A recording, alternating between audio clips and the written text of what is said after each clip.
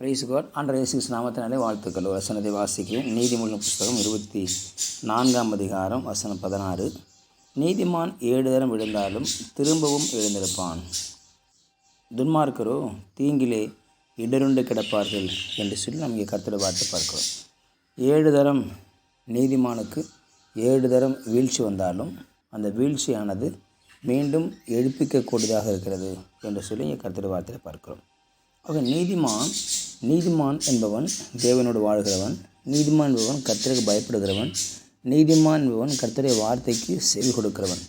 தேவனோடு கூட நடக்கிற நீதிமான் இடறி விழுந்தாலும் கீழே விழுந்தாலும், அவன் எடுத்த காரியங்கள் வெற்றியடையாமல் போனாலும், அவன் செய்து கொண்டு வர காரியத்தில் ஒரு பின்னடைவு ஏற்பட்டாலும் அவனுக்கு மீண்டும் ஒரு வாழ்க்கை இருக்கிறது, மீண்டும் அவனுக்கு ஒரு எதிர்காலம் இருக்கிறது, மீண்டும் அவனுக்கு ஒரு எதிர்கால நம்பிக்கை புறப்படுகிறது. காரணம், அவன் நீதிமானாக இருக்கிறான்.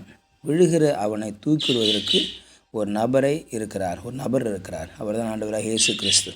ஆக விழுகிற நபரை தூக்கி விடுவதற்காக கூடவே இருக்கிற ஆண்டவராக இயேசு அவனை அப்படியே விட்டு போகிற தேவன் அல்ல, அப்படியே விட்டுட்டு போகிறவர் அல்ல.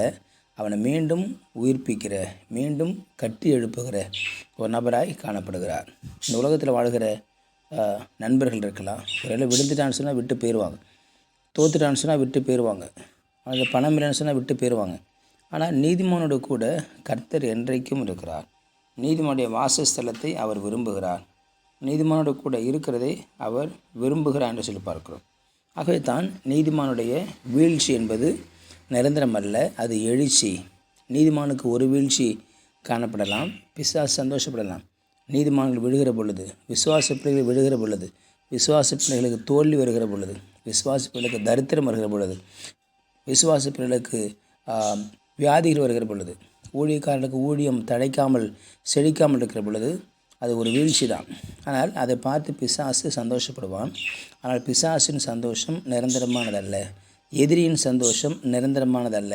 காரணம், கர்த்தர் ஒரு முடிவு வச்சிருக்கிறார், கர்த்தர் ஒரு தீர்ப்பு வைத்திருக்கிறார். ஆகவே அதுக்கு முன்னால் வசனத்தை வாசிக்கிறோம் 14. ஒரு நம்பிக்கை வீண் போகாது.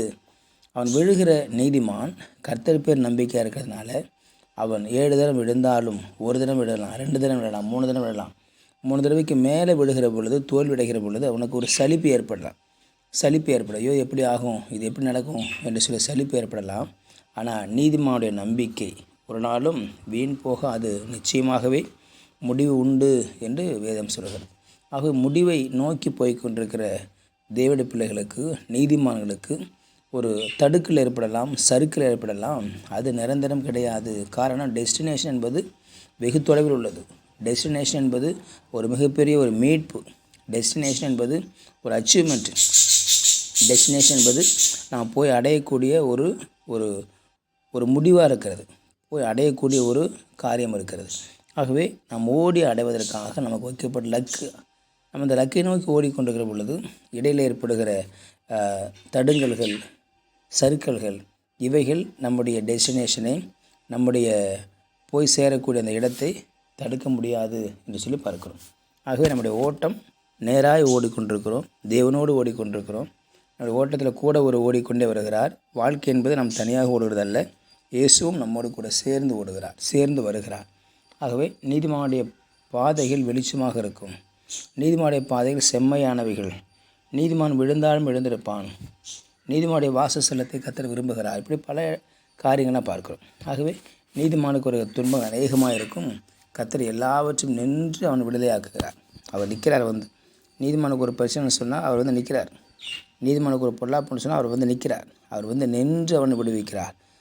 நின்று அவனுக்கு வெற்றியை கொடுக்கிறார். நின்று அவனை தூக்கி விடுகிறார். முதல் தரம் விழுந்து, 2வது தரம் விழுந்து, 7 தரம் விழுந்தாலும் மீண்டும் எழுந்திருக்கக்கூடிய ஒரு கெப்பாசிட்டி, மீண்டும் எழுந்திருக்கக்கூடிய ஒரு வைராக்கியத்தை கொடுக்குறார். உலக மனிதர்கள் ஒரு முறை தோல்வி அடைஞ்சிட்டா தற்கொலைக்கு நேராக ஓடுறாங்க, ஒரு முறை ஃபெயில் ஆகிட்டா, ஒரு முறை பிஸ்னஸில் தோல்வி அடைஞ்சிட்டா, எடுத்த காரியம் நடக்கணும்னு சொன்னால் அவங்க முடிவு வேறு மாதிரி இருக்குது, சோர்ந்து போய் விழுந்துடுறாங்க. ஆனால் தேவனுடைய பிள்ளைகள் அப்படி இல்லை, விழுந்தாலும் எழுந்திருப்பது தான், சறுக்கினாலும் எழுந்திருப்பது தான், தடுக்கினாலும் எழுந்திருப்பது தான். காரணம், நீதிமானுடைய நம்பிக்கை ஒரு நாள் வீண் போகாது.